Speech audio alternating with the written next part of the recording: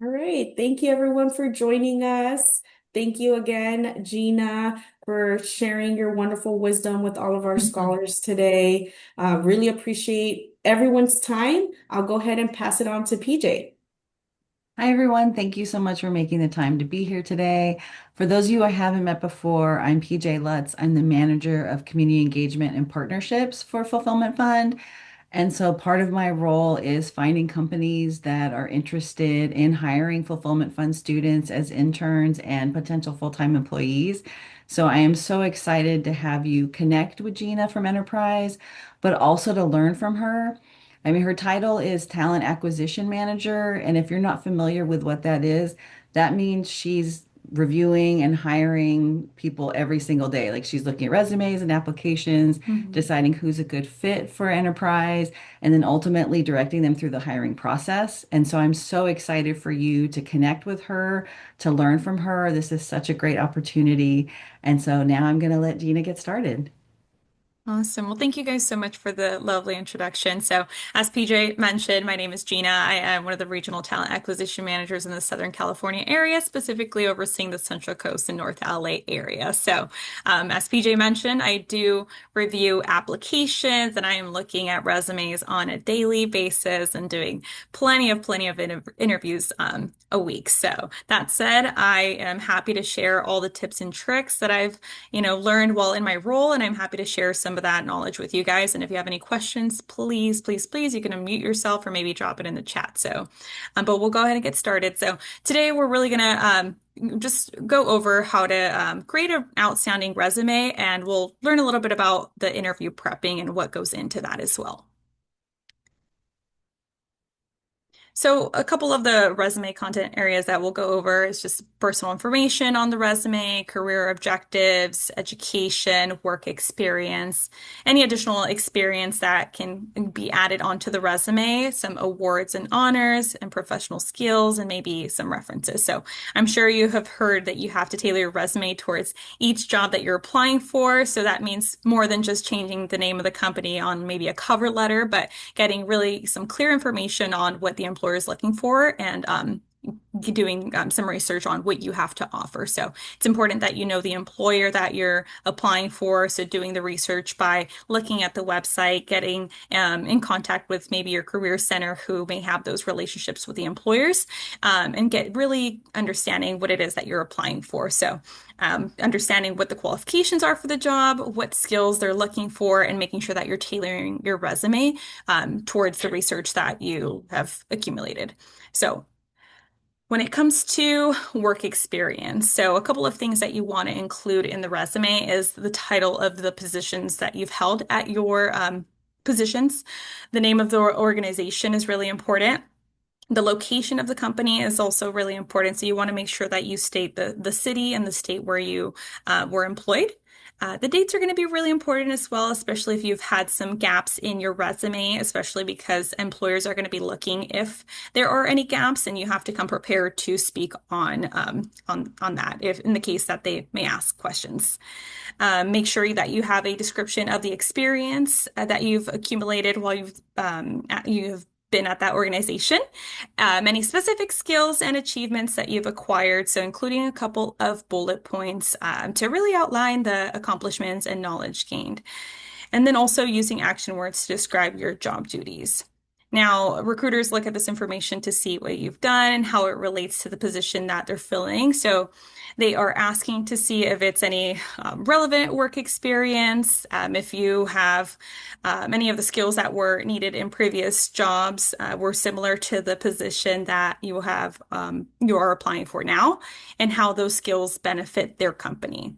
Now, an applicant should make sure that they really think about their previous job experience. For example, many a time applicants don't tie in the fact that part of maybe like a cashier's job is customer service, or that maybe in a school organization or committee that they have relate to sales or persuasiveness. So relevant work experience is going to be really important. And a couple of things to note. So, some of those specific skills that we're looking for when it comes to a resume are those interpersonal skills. Anything that talks about the teamwork that you've been able to do at previous positions. Any verbal communication, written communication, computer skills, really depending on what kind of position that you're applying for. So making sure that you're tailoring those skills based on the employer. Now, a couple of the action words that you can use, these are just a few, but not sure if you guys are maybe have used a couple of these on your resumes. But these are just kind of the ones that we like to see. So, achieved XYZ. I conducted a project. We launched a certain project, negotiated, obtained. So these are just a few. And if you guys want, please take a picture of this, or I know this is going to be posted later on, but these are some really great ones to have on that resume. Now, when it comes to any additional experience, leadership is going to be really, really important to any role that you're kind of going into. So being able to showcase that you have any leadership experience, not just the title, like assistant manager or branch manager, but really any leadership that you've been able to gain, any leadership skills you've been able to gain from those organizations or clubs, fraternities, sororities. I think this is kind of where our candidates tend to sell themselves a little short is that they don't have the confidence to put that information onto the resume. Maybe they think it's a little bit irrelevant, but this is actually really, really important. I find oftentimes that, those students who or candidates who maybe don't have the leadership experience on a title, really have the leadership experience when it comes to maybe like athletics or these organizations. So this is going to be really important to remember because this is, I know a lot of you who are maybe in school don't have as much as work experience. So being able to include this into the resume is going to be really important. And then, highlighting community involvement or any professional affiliations and military experience is also really important. So, for example, at Enterprise, we hire a lot of those who have been in the military. So that's something good to include as well. We're not looking just for students with a 4.0 GPA, but somebody who's well-rounded and, can provide value in other ways as well. Now, so this is just a brief example of what a resume should pretty much look like. This is a really simplified resume and probably the best way that you can kind of tailor it to, where you're just keeping it simple with your name, your contact information, a brief objection or objective, sorry. Just speaking on what it is that you're looking for in a career. And then your education is going to be really important. So making sure that you have that graduation date on the right-hand side. For those who haven't graduated, that anticipated graduation date is going to be really important because some may not have opportunities available now, but instead of sending you a rejection notice, they may offer you an internship opportunity. So that's really important to note. And going back to the contact information, I actually did want to note that it's important you don't have to put all, your entire address, where you live, all of that, but just at least the city and the state so that we at least know that, if we can't offer you an opportunity in the city that you apply to, maybe there's a neighboring city closest to you that we can also kind of refer you to, or maybe another talent acquisition manager or to a different position. And then your experience is going to be really important. Like I mentioned earlier, you want to keep it a little brief. Like 2 to 3 bullet points, I would say is really good. And if you don't have too much experience, that's okay. You can add a couple more bullet points to make it a little bit, fluffier, I would say, on the resume, and make it look a little bit showcase a little bit more experience there. And then going back to the honors and activities at the bottom and ensuring that you're adding those organizations or any projects that you've led to really show that leadership or any community service that you've been a part of. Does anyone have any questions so far? I know everything good? Okay, perfect. Awesome. Now, when it comes to cover letters, a lot of employers don't necessarily look for the cover letters, but those that do, you do want to keep it to a brief 3 paragraphs, just talking about why you're interested and how you were referred to the position. talk about your skills and how they relate to the position that you're applying for, and then asking for that interview time slot. And then it's not a repetition of your resume, but it's supposed to be really personalized. And of course, you want to make sure you tailor it to whoever it is that you're sending it to. And when you send the resume via email, that should be an attachment, but the email text should really be kind of that cover letter. So don't just send the resume, but really send a really nice email with that. That is going to be pretty much your cover letter. Um, and then it looks like Valerie had a question. Is it okay to have 1 to 2 sentences instead of bullet points? I would try to stick to bullet points to keep it pretty brief. If you're going to have 2 sentences, I would say you can put them in one bullet point. You don't really want to have like more than 2 lines per bullet point. You want to keep it brief because if you're talent acquisition manager, recruiter is going through a ton of resumes, you want to be able to get to the point pretty quickly so that, you can stand out and keep it pretty short.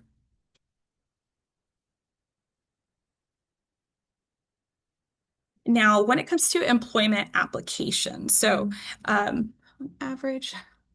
Okay, Carla, yeah, on average, how much time do I spend looking at one resume? So that is a great question. It really depends. I try to take, honestly, it takes me like no more than like 1 to 2 minutes to scan through a resume. At times, kind of, which ties into what about to share when it comes to the application process. Sometimes I think people don't understand that the application is kind of like the resume as well. I've seen on an application like see resume where you should actually be filling out everything that's on the resume on the physical, like legal document application. And this is because sometimes, for legal purposes, we do have to go based off of what is on the application, but the resume is also there as the kind of like additional. So they both should pretty much be similar. The application with the resume, you shouldn't just be writing like, oh, see my resume. So making sure that your application information is accurate. So and proofread before submitting because I've gotten cover letters, I've gotten resumes for other companies. I've had, oh, I really want to work in medical sales, and that is definitely not what we offer here at Enterprise. So making sure that you really take the time to tailor it, especially if I know you're probably, if you're in the job market looking for a ton of opportunities, you may slip, but make sure that you take the time to really review those applications, review the resumes, review the cover letters, and really be intentional with your time. And because it's a lot of effort that kind of goes into applying. So you want to make sure that you stand out as a candidate. And then it looks like Edwin asked, what is the first thing you look for in a resume? Honestly, the first thing I look for is at the top, are you local? Are you local to the location that you're applying for? Kind of work my way down. Have you graduated already? Did you apply to the correct position? Was there something that was missed? Did you say you had a bachelor's degree but didn't? So kind of reviewing a couple of those things right away, but I really look for that experience. So if I look at, okay, do we have sales, leadership, or customer service experience? And again, if I don't see it right away in the experience, I immediately go to the bottom and I'm like, okay, is this person an athlete? Are they a part of any clubs? Have they taken on any research projects? So, like I mentioned, that's why it's really important to add it into your resume. And then how often do you contact references? I would say I really don't contact the references. We probably will do that kind of further down in the process, more so like during the background check. I don't really, if you have a really solid resume and cover letter, those references kind of become irrelevant because you were able to kind of sell yourself already on, the front end. So it really minimizes the work that we have to do on the back end and makes the application process so much smoother. Um, okay, and for applications that require us to also include a job description when adding our work experience, do you guys prefer to have the resume bullet points or sentences? Um, Either way is fine. I don't think there's a preference for there as long as you're, again, getting to the point, showing what you've been able to accomplish. I think either should be okay. And then when it comes to volunteering, is it preferable to get documentation from the place where we volunteered? No, not really. We don't ask for any documentation. We trust that our candidates who are coming through the process are being honest and ethical with their application. So no, I wouldn't say there's any specific documentation that we require. So, but a lot of great questions. Now, a couple of the types of interviews that you may encounter, it could be screening interviews, phone interviews, one-on-one interviews. So these are just a couple of them. Screening interviews and phone interviews, if you get an offer for one of those are usually going to be pretty quick introductions, like 15 to 20 minutes on the phone, just getting to know you a little bit. Just this is like where you want to showcase your best examples, talk about the kind of what would be like the best experience for this specific company and organization. So, for example, for us, we look for sales, customer service, and leadership. So during the phone and screening interview, you'd want to really talk about that. And then when it comes to those one-on-one and like virtual interviews, that's where you really get to, utilize the STAR method, the situation, task, action, result when you're answering those questions and really talking about a little bit about yourself and what you're looking for in a career. And then when it comes to those panel interviews, obviously prepare a little bit more, do your research on who is going to be interviewing and so on. So preparing for the interview, I mean, your image is everything, right? You want to make sure that you look neat and organized, that clothing that's clean and pressed. I know I've got a chance to maybe meet some of you, I think, in person, hopefully that are in here.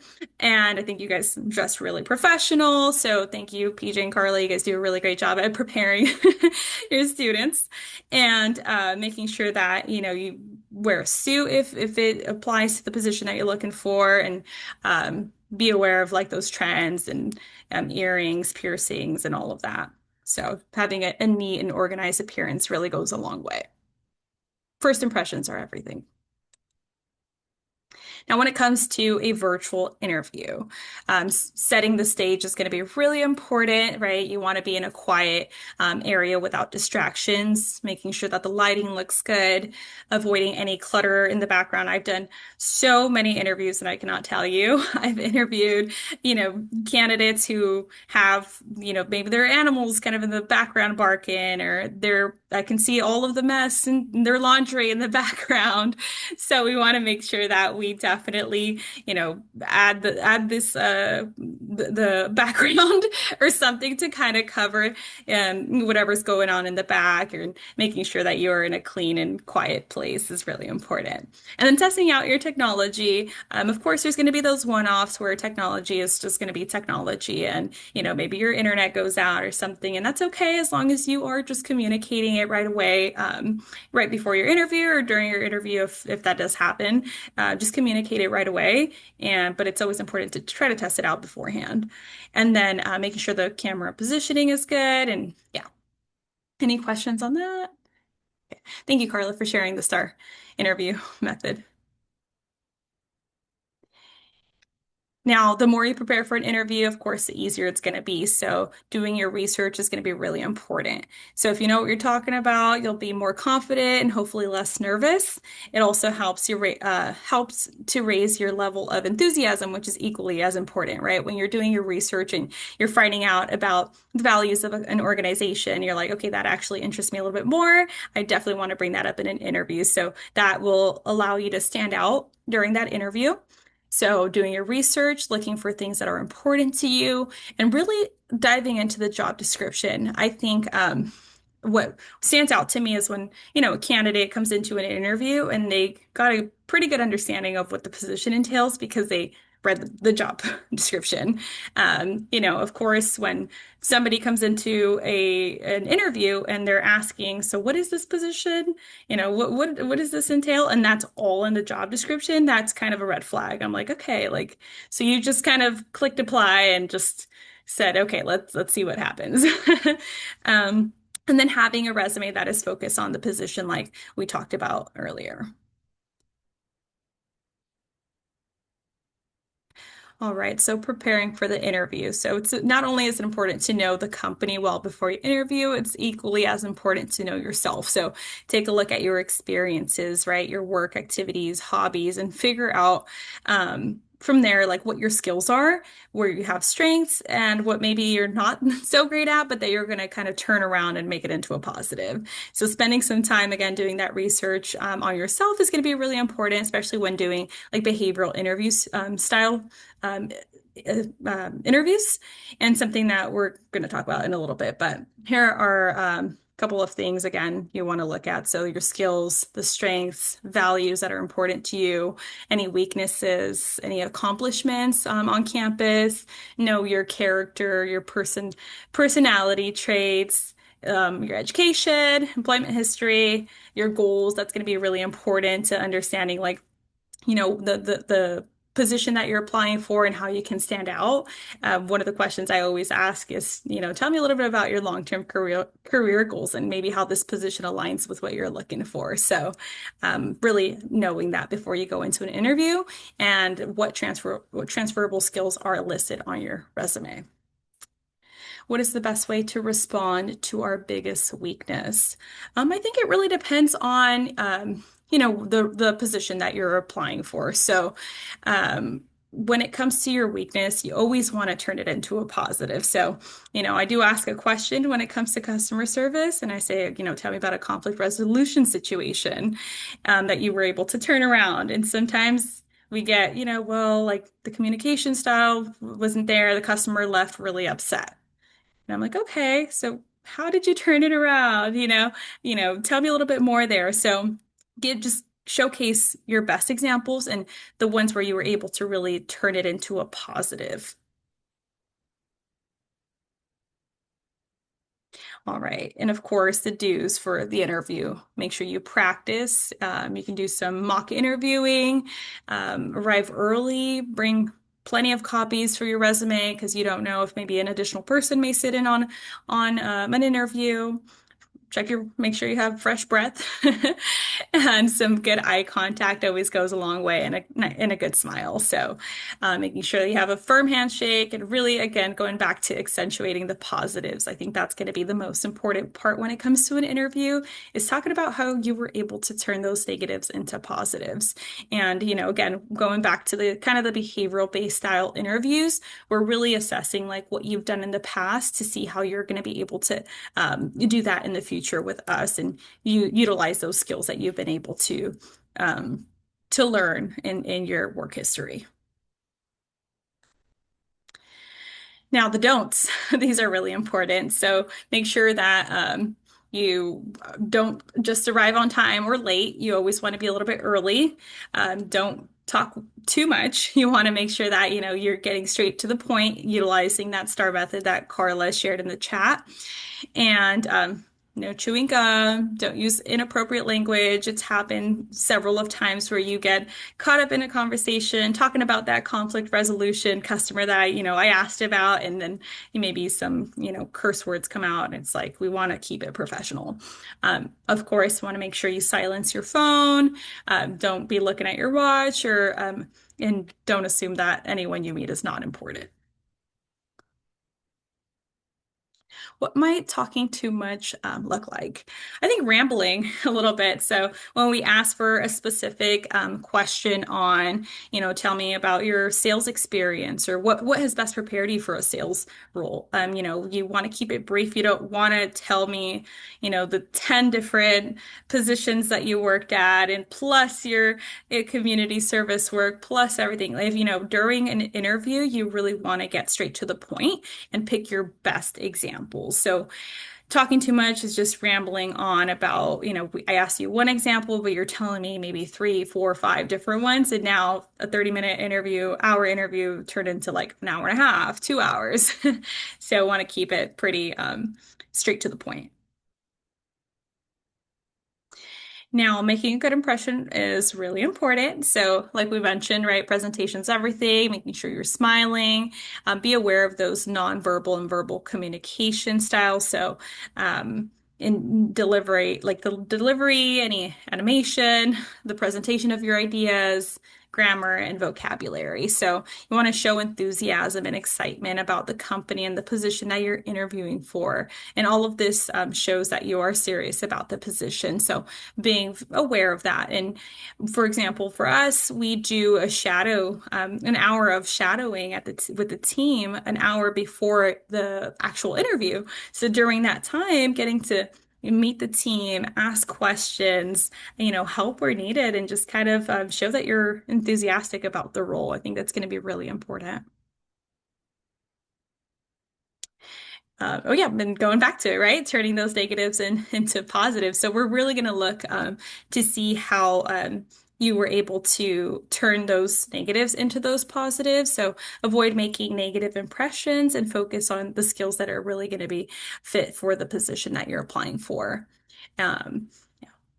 Okay. Oh, I think I went too far. There we go. All right, so yeah, going back to the behavioral interview style, like I mentioned, it is a systematic approach to generate responses in order to rate job-related skills. So the candidate is asked to provide examples from their past, showing a specific time when the skill was used. And the theory behind behavioral interviewing is that past or present behavior is a good indicator of future behavioral behavior. It is believed that a person's job habits remain relatively consistent and that the patterns of behavior can predict a person's future actions in a similar job situation. So, for example, an employee who displays a past behavior of consistently maybe treating customers rudely, then they're probably going to continue to do that. So, it's really important, again, to showcase your best examples here and stick to the competencies that are related to the position that you're applying for. So this is just kind of an example. Like, can you tell me about a time where you held a leadership position? How did you motivate your team members? Can you tell me about a time where you had to handle a challenging customer? So a lot of them are going to be, tell me about a time. How did you overcome this in the past? Tell me about a challenging goal you had to meet. How did you overcome that?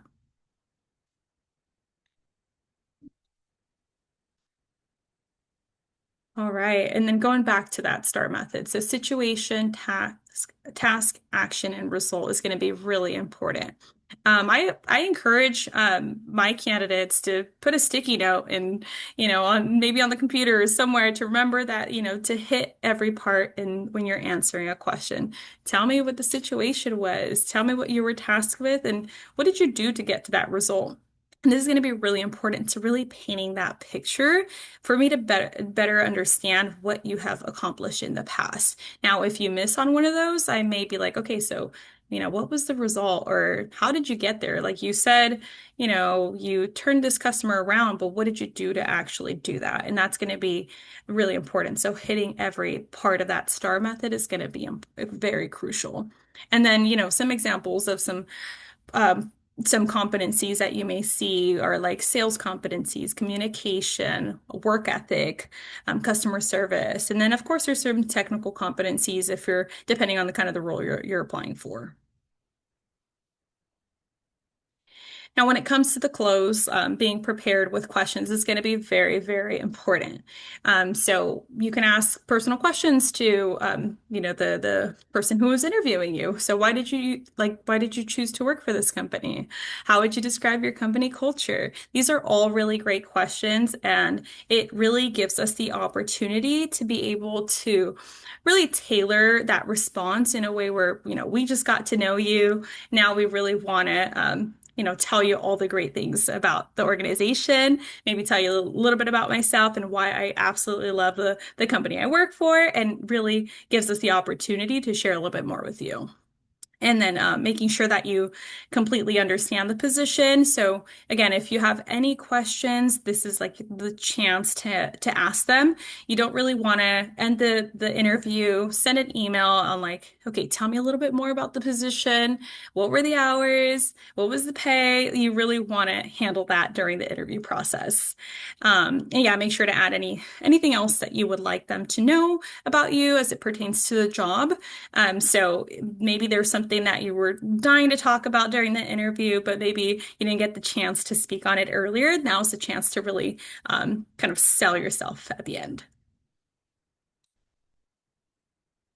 And I've had candidates ask me before, is there any concerns that you might have regarding my ability to do the position? Was there anything I was not clear on? So this really gives you another opportunity, of course, to address anything and, again, maybe share a little bit more about that history, work history that you weren't able to address earlier. And then, of course, ask for the next steps in the interview process. I naturally say that, but it's okay to ask as well and express your interest in the position. So, and again, if you're not interested, that is totally okay. I think it's really important to communicate that. You don't have to necessarily do it in the interview process, but I would kindly ask that you guys like at least communicate that after the interview in an email because we do take a lot of time and effort to interview our candidates, get them through the second interview, get them through that third interview. And, if we don't know that you're not interested in because maybe you feel bad to select out of the process, you're going to end up going through the process even further. And now it's really like, okay, you could have told us a little earlier. So, just be kind because you may not be interested now, but you never know if you'll be interested in the future. So you want to maintain that professional relationship and thank them for their time. And then, of course, the follow-up is really important as well. Just a simple email, I think, is going to be really important. Thank you for taking the time to interview today. Maybe, getting to hear a little bit more about your personal experience got me excited about the role a little bit more. Whatever the case may be, just try to personalize it a little bit more. And of course, if you got a couple offers, I know you may be applying to several different positions. Know your value, know that there's more to pay than just, the salary. There's tons of opportunities for growth at several companies. Like for us, there's more than just the pay. You get a company car and all of that. So understanding and doing your research again is going to be really important, considering the career path. So if you're somebody who wants to go into a leadership position, right? Do your research and see what that looks like. Prioritize what's really important to you and keep that line of communication open with the recruiter. And then set some realistic expectations of when you're going to make that decision and communicate that as well. How long should the follow-up thank you email be? I would say that probably like a brief, like 3 sentences, and you should probably send that like right after the interview, just to reiterate again your excitement for the position.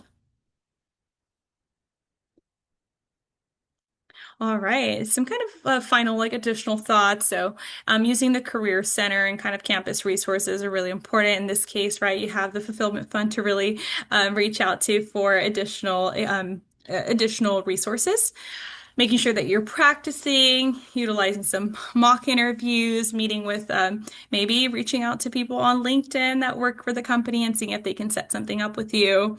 So, networking definitely helps you connect with those potential employers that you may be working for. And then preparation is going to be really important. And if you have any technical difficulties, remember to inform us and don't ghost the recruiter or hiring managers. So that's going to be really, really important. I can't reiterate that part. So, right. And then, so that's kind of pretty much what I had here on the resumes and kind of interview prepping. I'm going to briefly just touch base a little bit on enterprise mobility. So again, thank you guys for being here, but I'll briefly touch base on it. So if you don't know, enterprise mobility has been moving mobility forward for almost 70 years. So we got a large portfolio of different business lines. We got enterprise, national, Alamo, car sales, truck rental. I mean, there's so on and so forth. We got so many different opportunities with us here. We're in 90 plus countries and territories with over 10,000 global branches. So that said, again, tons of opportunities for those promotions, for growth. If you're like me and you want to travel and live in different parts of the world, working at Enterprise really gives you that opportunity to take your career in different places. A little bit about us here. We have over 500 plus makes and models. We have, again, over 9.5 thousand global branches. We're everywhere. And we have a $39 billion revenue in fiscal year 25. So and going back to, like I mentioned, doing your research on companies, I think, it's important to research the values to see if that kind of aligns with something that, you're looking for in your personal and professional careers. So these are just a few of our values. And, doing the right thing isn't just another corporate talking point here at Enterprise, but it's really what we're founded on. And these are a few of just what our founding values. And I would say my favorite is probably that we strengthen our communities one neighborhood at a time. I'm part of our diversity and inclusion committee where I'm constantly setting up different community service events where the team can get together and go out and volunteer and do some fun stuff and kind of get out of the office. So, kind of a fun way to give back to our communities. All right. So this is just a little bit of like how we've been able to give back to our communities. The Fill Your Tank program is probably one of my favorites, one of our newest. It's an effort to combat food insecurity by supporting food banks and food programs, including feeding supplies and food distributions. So these are just a few different organizations that we work closely with to support and be able to give back. So, like I mentioned, we're involved not just on a larger scale, but literally in our communities, in your backyard. And we've got a couple of awards. We continue to get the Gallup Award, which essentially states that our employees are happy to be where they are. There's tons of opportunities. We really take care of our people. So these are just a couple, but super, super excited to be a part of an organization that really takes care of their people, provides those opportunities, and really follows those founding values. And a couple of things that you kind of learn. So we have our management training program where we teach you how to run your own business. You start from the ground and kind of work your way up in the management training role. You learn about customer service, sales, business management, risk management, operations, marketing. And essentially it's a 9 to 11 month training program. We teach you all of that. You get hands-on experience. You do some roadmaps. You get some experience at our corporate and our regional office. And then in hopes to get you to that next step in your career, which would be like assistant manager or branch manager. Not only that, we have tons of opportunities since we only promote from within. That said, if you start off as a management trainee and want to work your way up into HR like I did, right? You can totally work your way up and kind of go into a different part of our business. You have business management. If you're an accounting major, finance major, and you're like, that is all I want to focus on, you can totally do that. You can go into marketing. So tons of different opportunities that we offer here. Like I mentioned earlier, tons of different business lines that we have just within enterprise. So the opportunities are endless if you care about, growing professionally and growing your career, but also making some money. I think it's a great place to work. And this is just briefly a little bit on that management training program. So it does require that you have your bachelor's degree. It does require at least 1 year of customer service, sales, management, or leadership experience. We do have that promote from within culture. So there's tons of different opportunities. And as you work your way up, you have different types of perks. Like when you become a branch manager, you get a company car. I haven't paid for gas in years or have had a car payment. So that's my favorite part about my position. It saves me a lot of money. So that's just a little bit about the role. And then you get additional like bonuses as well when it comes to like supporting our different business lines, employee referrals. There's different ways to make extra money. So I think the team really loves that. But if you don't quite have your bachelor's degree yet, we do also have our management trainee internship program. A lot of our recruiters are going to be opening those up kind of in the next probably couple weeks. We're already going to get started into the fall season soon. So if you are interested in internships, we have internships that are available to our seniors. So I would say no later than graduation day of like May 2027. And this just requires at least 6 months of experience in, again, sales, customer service, leadership, or management. And it is a paid internship. We're very flexible with the hours. We understand that you guys may be in school, so you can work from 15 hours to 30 hours if you'd really like to. So tons of flexibility. School always comes first, and we're well aware of that. So that is it. That's all I have for you guys. So thank you guys. Any questions? Gina, if students want to keep in touch with you after this, what's the best way? Is it email? Is it LinkedIn? Do you have a preference? Yeah, I put up here my email, but I also I don't think I put my LinkedIn. Oh yeah, my LinkedIn is just my first and last name, Gina Zelaya. Either way, email or LinkedIn, I'll do both. Whatever everyone prefers. Let's see. Was mean even though it's nice to choose a job because it will help with your long-term career development. I'm not sure of your long-term career. Hmm. Okay, so you're saying, if I'm understanding that correctly, it's like, should we convey that or choose something concrete in the moment? No, if you're not familiar, if I'm understanding that correctly, like if you're not familiar with what it is that you want for your kind of career, that is totally okay. I think just having at least a brief kind of scope of what it is that you're looking for and kind of in that long-term career goal. When I graduated from UC Irvine, forgot to mention that earlier. I graduated from UC Irvine with a bachelor's degree in business economics and Chicano Latino studies. And I thought I was going to go to graduate school and maybe become a professor, kind of go into that field because I was like, I want to do some impactful work. And I just didn't realize that I could do it in an organization like this. I also knew I really wanted to be a businesswoman. And I was like, I really see myself growing with an organization and being a leader. And now, as a regional talent acquisition manager and part of our diversity and inclusion committee, like I've really been able to make that impact. So, you never know. You'll find kind of what works for you as you kind of go and build your career. Yeah. Well, thank you guys. Awesome. Awesome. Please feel free to any last dwindling questions. It's a perfect opportunity to ask Gina, a recruiter who hires, either about her experience, the recruiting experience, anything. Please feel free to unmute yourself, drop it in the chat. Thank you. Thank you, everyone. Okay, awesome. Thank you so much, Gina. We really appreciate your time today and all the wisdom that you shared with the students.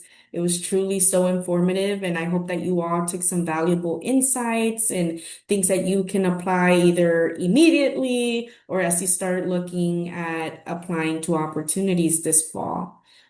Please, students, friendly reminder, please complete the checkout section of the survey. Really appreciate your feedback and we want to know what else you want to see. So, yeah, thank you all so much. And thank you, Gina, again for your time. Truly appreciate you. Also, friendly Yes. reminder, we will have a part two to the Level Up Mhm. series on Friday, July 31st at 12 p.m., same time. I'll send you all some great reminders. But yeah, put it on your calendar, save the date. We'll have part two. So join us. Don't miss out.